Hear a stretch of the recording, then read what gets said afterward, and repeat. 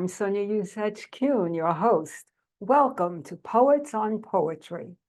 I will be speaking with members of the North Carolina Poetry Society, discussing with them the components involved in the process of writing a poem. My guest today is Dr. David Radavich. He's from Charlotte. He is a retired English professor emeritus. He has lived in 8 states and several countries, Canada, Scotland, and Germany, where he taught as a Fulbright professor for 2 years. David writes poetry in German. He wrote plays for performance in high school, but when he took a meditation course in college, well, he says that poetry came rushing out of him. His work has been performed in Canada, Scotland, and Germany, as well as in Egypt, England, France, Greece, and Iceland. David has taught and continues to offer creative writing and poetry workshops on a variety of literary topics. He feels strongly about social justice and current issues, and has written many works that respond to the burning questions of our world. He believes strongly in the moral imperative to work constructively toward building community. He keeps busy by playing the recorder, enjoys walking and reading, but that's not all. In the literary world, he has served as president of the Thomas Wolfe Society, the Charlotte Writers Club, and the North Carolina Poetry Society.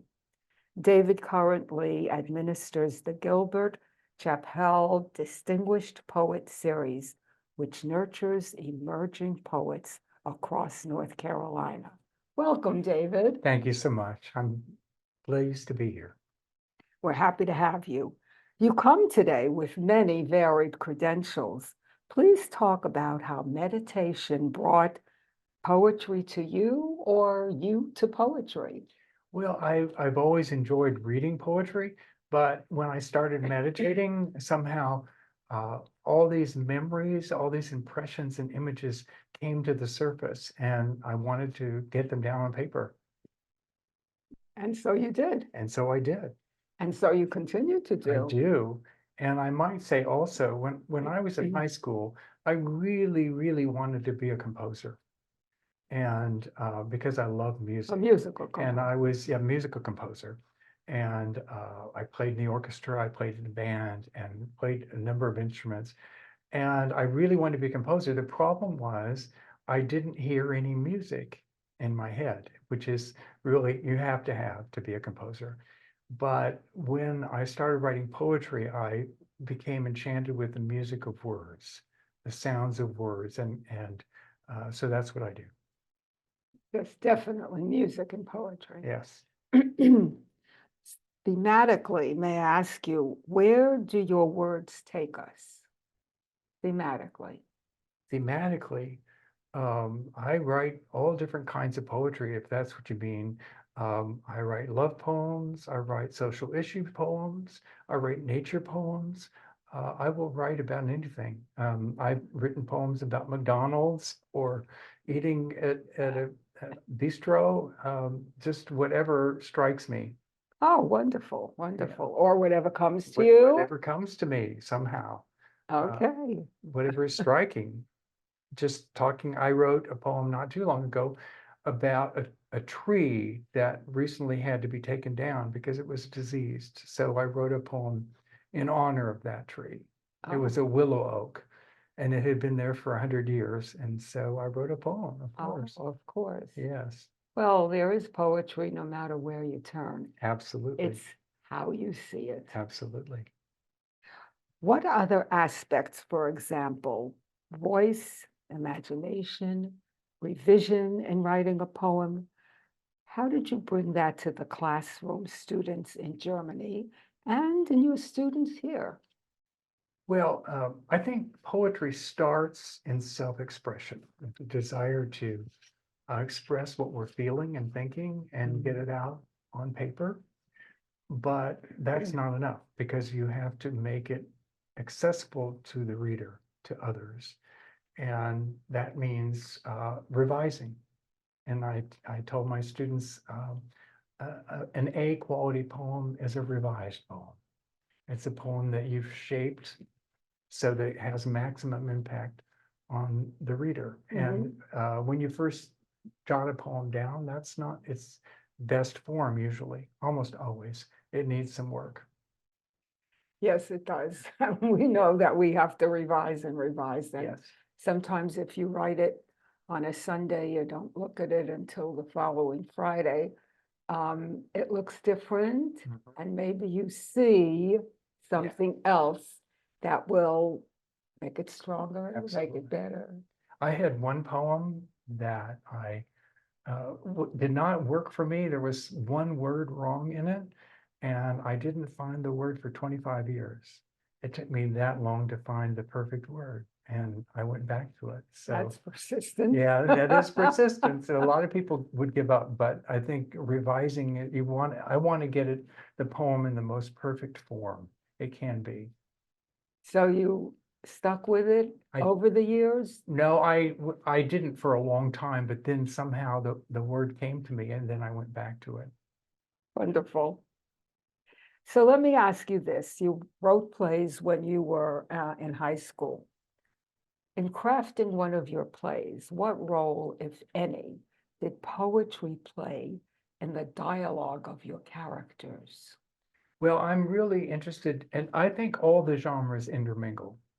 And Arthur Miller said that in most intense moments in plays are poetic and need to be poetic.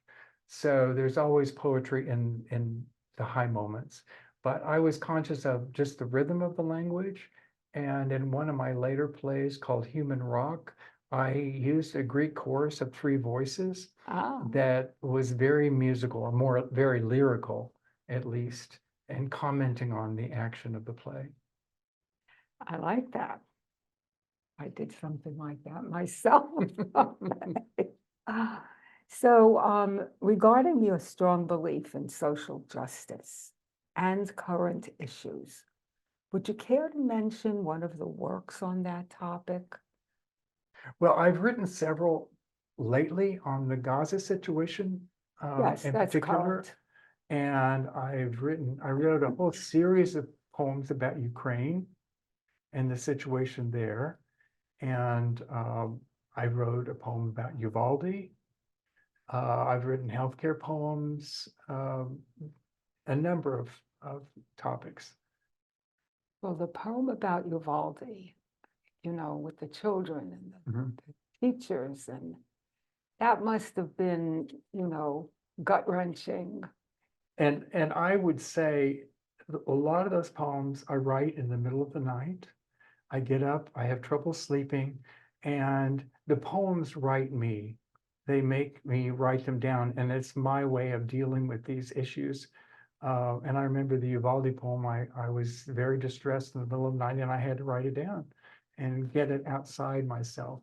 And of course, the wonder of poetry or any art form, really, you get it out in a form outside yourself, and it gives you a sense of, I wouldn't say control exactly, but somehow a little bit of order.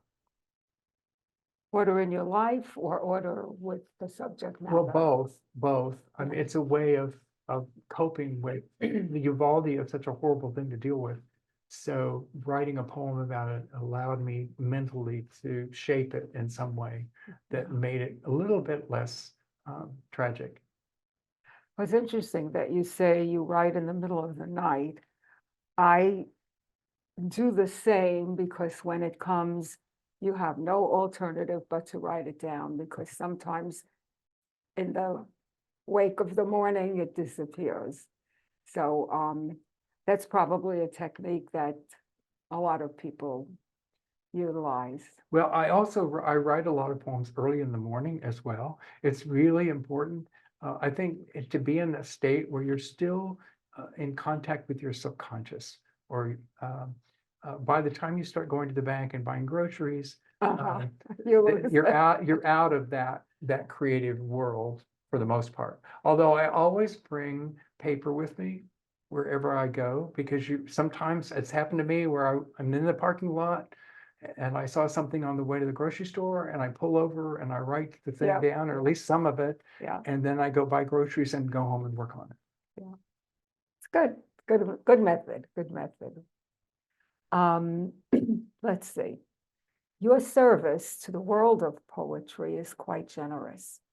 Speak a little about the Distinguished Poet Series, what it's about, what it means to you, how it helps children or emerging poets. And It's the Gilbert Chapel Distinguished Poet Series is wonderful. It was established by Marie Gilbert and Fred Chappell, Yeah, former right. poet laureate of North Carolina. Mhm. And it's a mentoring series across the state. Each year, we pair 3 distinguished poets in Western, Central, and Eastern North Carolina. With each one teams up with 4 emerging poets, and they work with the young poets, and some of them are adults too. And they revise the mentees revise their poems, and then they give public readings across the state. And then there's an anthology each year of their work. And it's absolutely wonderful. And as far as I can tell, it's the only such program in the country that mentors new talent in the state. So it's a wonderful program, and I've been delighted to do that. Service, I'm the state coordinator, so I have to keep I Oh, keep all the balls in the air, or yeah. all the circuit acts running. But it's an absolutely wonderful program, and it's been going for over 20 years and going strong. So where did these people come from? I'm guessing they're junior high or high school. Well, ideally, in each of the 3 regions, we pick 4 mentees: a middle school student, a high school student, a college student, and an adult. And Oh, I see, I see. And it depends on the pool of applications. Sometimes we pick 2 college students or 2 high school students. Sometimes we often have trouble finding middle school students who apply. So it depends a little bit on who applies, but we like to reach all age groups if we can. So it's What do they wonderful. write about? Oh, they write, a lot of them, as you can imagine, the young people write about themselves and what they're going through, which makes perfect sense. That's the age they're dealing with. The adult poets tend more to write about maybe family experiences, or they're out in the world more. But they write about all kinds of things. Yeah, I imagine. Okay. So, tell me about when you taught in Germany. What was that like for you? Well, it was absolutely fascinating. I taught American literature. I was a visiting Fulbright professor, and so I taught a lot of contemporary drama, the modern drama, and I taught all kinds of things there. And it was really a lot of fun. It was also interesting because I basically only spoke English in the classroom. And for the most part, I spoke German when I lived there. So I was fully immersed in the German language, which is one reason I keep writing poems in German. I wrote one this morning, actually. Oh, So I don't know, I keep writing poems in German somehow.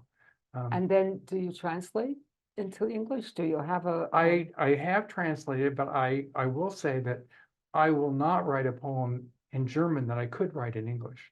So if it comes to me in German, then I write it down in German. And I don't really like my English translations all that well. Maybe someone else could do a better job. Oh, But generally speaking, if it's a poem I could have written in English, I'd rather do that. hmm.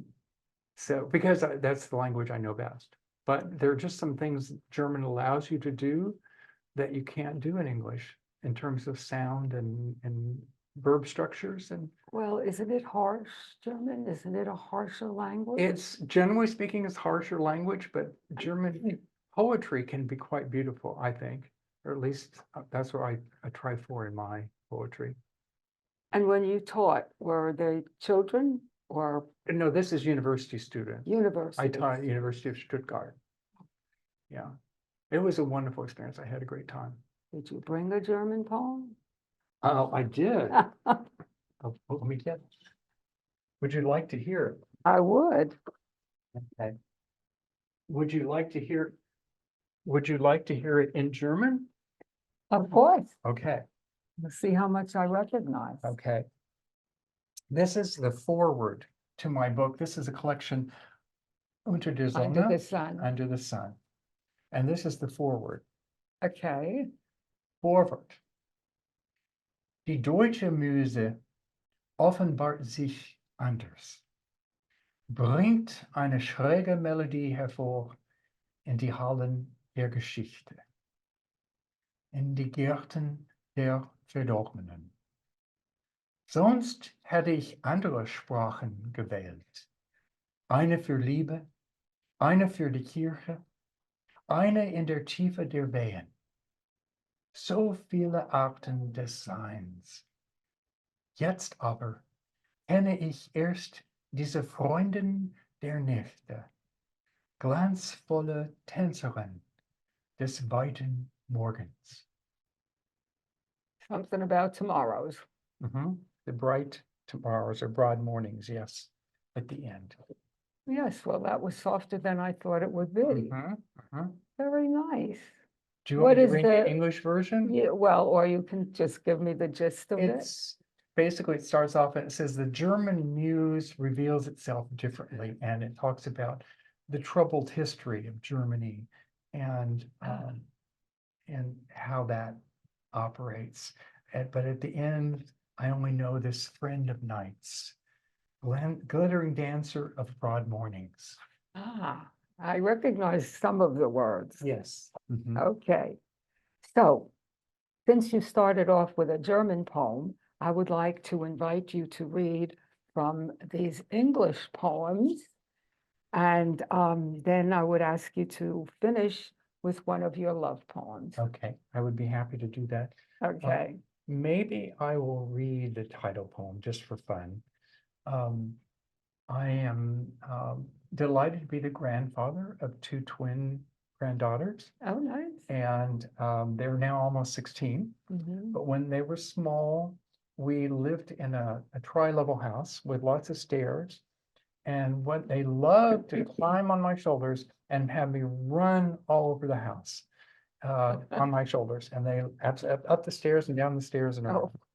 And so this poem is called, and this is the source of the title of my book, which is Here's Plenty. This poem is called Granddaughter's Right.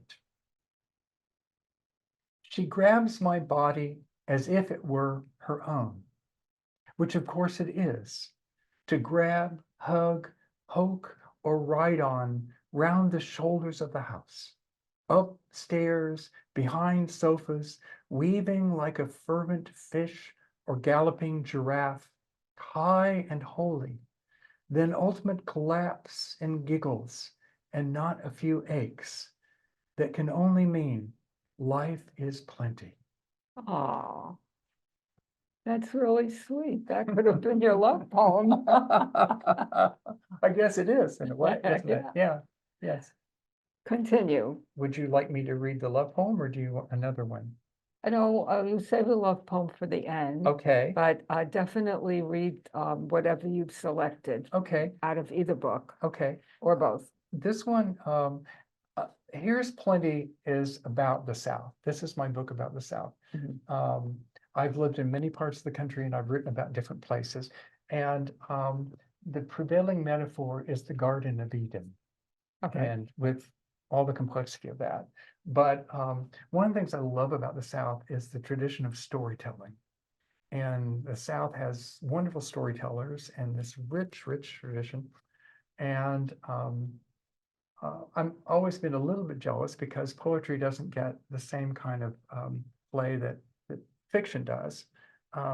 But this poem is called Storytelling. How come all my friends speak in novels, some of them published? Sorry. How come all my friends speak in novels, some of them published, with great sprawling plots and characters who claw into your mind, returning from war, betrayals and sex scenes and tragic regrets, and more than enough twists to overturn a house. Beginning, middle, flashback, restart, end. My sort merely stroll along the sand, thinking on tides and time, relations that might have been, and God, and maybe turtles who just now are turning beachward to lay their sudden eggs. Oh, And the sudden that's eggs, of course, nice. as a friend of mine recognized, are poems, right? The sudden eggs. I'm not from the South. Yeah, I'm not originally either. So, I'm from Brooklyn. yeah, I was born in Boston, so, Ah, but I've lived in Kansas and Idaho. I went to high school in Idaho, hmm, and so I've lived in lots of different places. yeah. I like the variety. How about one more? Okay. This is one that I guess it has a little bit of a social element to it. It's called Offering. Mhm. From one day to the next seems a difference between drought and flood, corporations and the poor. Should we pack our suitcase for the future? We bend over gardenias in the backyard, salvia, rosemary, daylilies just now blazing, wondering if nature can withstand our age, sun fighting with wind and rain, wars consuming everything we believe. Time to visit the cemetery. Bring the pure lilies we picked this morning as our offering to the dead. We owe them our knees and this stab at continuing, paying homage to names and all that's green. I'm pleased to read that because right now our gardenias are blooming beautifully, Yeah, and the daylilies and Yeah, the lilies, they're yeah. all blooming right now as like yeah, this poem. yeah. Nice, very nice. Thank you. What's in there? What's in this book? This book is called The Countries We Live In. And the premise of it, I like to have a metaphor for each of my books. Mhm. And this is about the various geographies that we carry within us. So there's a section on love is its own country. And then I also have some poems about cancer. I'm a cancer survivor, and cancer is a different geography. It's a different landscape It certainly is. than anything else in life. So would you like me to read a cancer I poem? would like you to read a cancer poem, and then is your love poem Love in that book? The love poems Okay, in this book. okay. All right, this one is called Cancer Isle. And ISLE. ISLE, yeah. Healing seems a long way off. The nerves sit like menhirs on some foreign isle, wood or stone, standing stiffly along the shore, awaiting pilgrims. All too deep the waves run turbulent, without a bridge, unsteady boat of self-made blood raw, half numb. Friends mean well, circle arms, send soft cards, paper aid. I fall now into vivid colors. Art that splashes on walls, music pulsing over the house, even my own thin voice, and this dancing alone in the dark void of days. Throwing hair every which way, a ceremony of ghosts carrying torches, who sing to us of survival and grace, loss and pain, burned into victory with a masked, ashen face. Wow. Yeah. Did you have radiation? I had chemotherapy, Chemotherapy. and I thought that would kill me, but I'm here. So Yes, we are happy. yes, So survivor. yes. So that's a different country. Yeah. It's an exotic country. Yes, cancer is a different Yeah. country. And there are many different countries that we live in all the time. We do. Yeah. We do. And this poem, this is my love poem. Okay, Okay. I'm ready for this. Okay. This is called Transfiguration. Oh,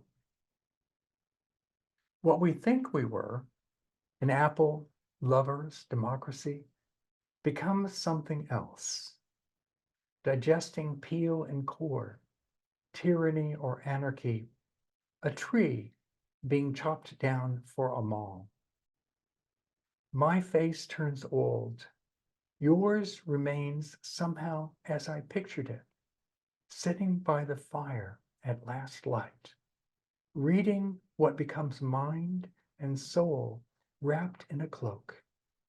A new day, another meal, someone else's life. You're a gentle poet. Thank you. Yes, David. Thank you for gracing us with your beautiful words. And I would have to say that you've been an international guest, so to speak, in our local setting. So thank you so much for sharing your thoughts and your work with me. It's been a delight. Thank you. Thank you. You've been listening to Poets on Poetry. This is Sonia Usatch-Kuhn, Rashawn Media, Peter Rashawn, producer.